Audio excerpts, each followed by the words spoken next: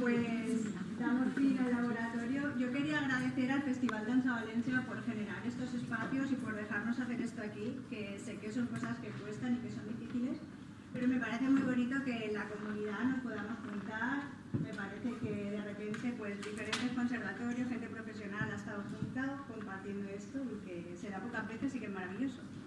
Y una cosa importante, que no bajéis en el ascensor más de 4. Me lo han pedido por favor debajo. Vale, muchas gracias.